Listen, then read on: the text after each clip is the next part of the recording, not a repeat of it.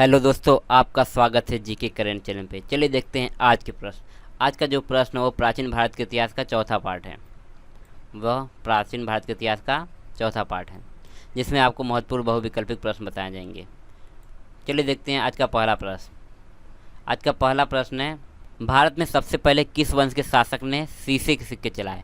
Option A Maurya वंश, option B गुप्त वंश, ऑप्शन सी सातवाहन वंश, ऑप्शन डी कण्व वंश। तो इसका सही आंसर है ऑप्शन सी। सातवाहन वंश के शासकों ने जो है सबसे पहले शीशे के सिक्के चलाए थे। सातवाहन वंश का संस्थापक जो है वह सेमुक था और जिसका कार्यकाल जो है 23 वर्षों का था। यह सेमुक नाम जो है हमें नाना घाट चित्रफलक अभिलेख से मिलता है। जैन अभिलेखों के द्वारा पता चलता है कि सेमुक ने जैन तथा बौद्ध मंदिरों का निर्माण भी करवाया था। सेमुक की मृत्यु के बाद उसका छोटा भाई कृष्ण शासक बना क्योंकि उसका जो पुत्र था जो वह अल्प वयस्क था। क्वेश्चन 2 देखते हैं, बृहद कथा के रचनाकार कौन थे? Option A Sarvavarman, option B Hala, option C Simuk, option D Gunadhya. तो इसका सही आंसर बृहद कथा के रचनाकार जो है वह गुणाढ्य थे। बृहद कथा जो है वह पैशाची भाषा में रचित काव्य है। बृहद कथा का जो शाब्दिक अर्थ होता है वह लंबी कथा। बृहद कथा का अर्थ होता है जो है लंबी कथा होता है और बृहद कथा में जो है 1,00,000 श्लोक हैं। बृहद कथा में जो है पांडव वंश के शासक वत्सराज के पुत्र नरवाहन दत्त के बारे में पता चलता है, लेकिन वर्तमान में बृहद कथा का मूल रूप जो है वो प्राप्त नहीं होता है। लेकिन कथा सरित सागर, बृहद कथा मंजरी आदि संस्कृत ग्रंथ हैं जिससे बृहद कथा के बारे में पता चलता है।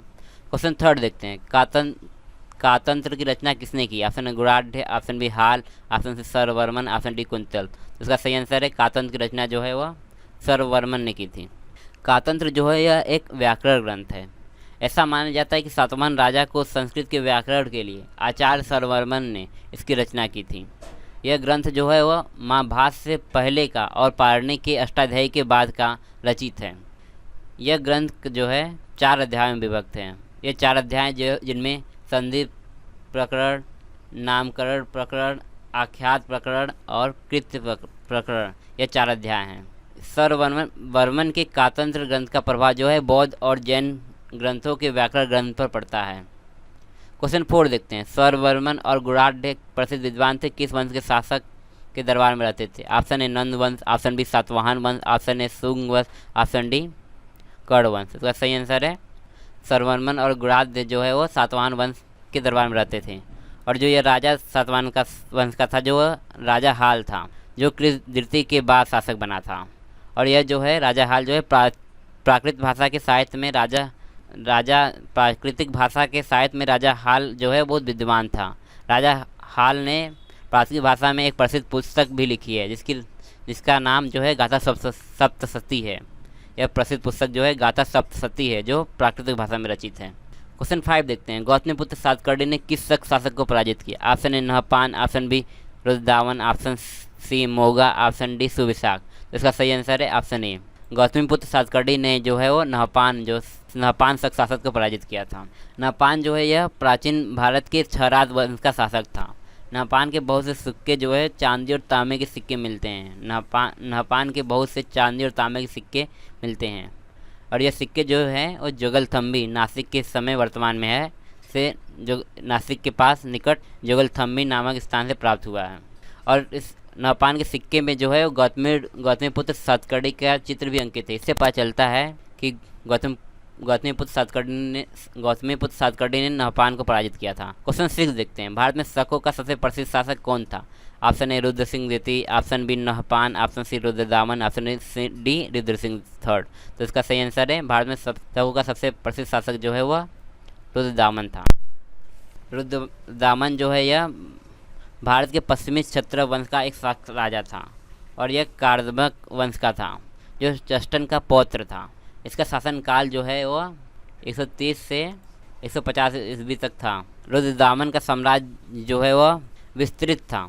इसके साम्राज्य में जो है पूर्वी एवं पश्चिमी मालवा, सौराष्ट्र, कच्छ, सिंधु नदी तथा उत्तरी कोंकण आदि तक इसका साम्राज्य था। गिरनार या जूनागढ़ लेख से पता चलता है कि उसने सातवाहन शासक सातकर्णी को 2 बार पराजित किया। और रुद्रदामन की एक और प्रमुख उपलब्धि थी कि उसने सुदर्शन झील का पुनर्निर्माण करवाया था जिसको पहली बार चंद्रगुप्त मौर्य ने बनवाया था। क्वेश्चन 7 देखते हैं, जूनागढ़ शिलालेख किस शासक का संदर्भ में है। जूनागढ़ शिलालेख जो है किस शासक के संदर्भ में है, जिसको गिरनार अभिलेख भी कहा जाता है। Option A Nahapana, option B Rudradaman, option C Rudra Singh, option D Suvishakha. तो इसका सही आंसर है जूनागढ़ शिलालेख जो है रुद्रदामन जो शक शासक था उसके संदर्भ में है। रुद्रदामन के समय में जो है संस्कृत साहित्य का भी विकास हुआ। रुद्रदामन जो एक महान विजेता होने के साथ साथ जो है उच्च कोटि का विद्वान भी था। रुद्रदामन के काल में उज्जैनी जो है वो शिक्षा का प्रमुख केंद्र बना। क्वेश्चन 8 देखते हैं, रुद्रदामन ने किस सातवाहन शासक को पराजित किया। Option A Satakarni, option B का Gautamiputra Satakarni, option C Pulumavi, option D Yajnashri Satakarni. इसका सही आंसर है रुद्रदामन ने जो है वो पुलमावी को पराजित किया था। पुलमावी जो है वह वासिष्ठी पुत्र सातकर्णी का पुत्र था। पुलमावी के बारे में हमें जानकारी जो है कड़ेहड़ी लेख से प्राप्त होती है। पुलमावी की उपाधि जो है वो महाराज तथा दक्षिणापेश्वर थी।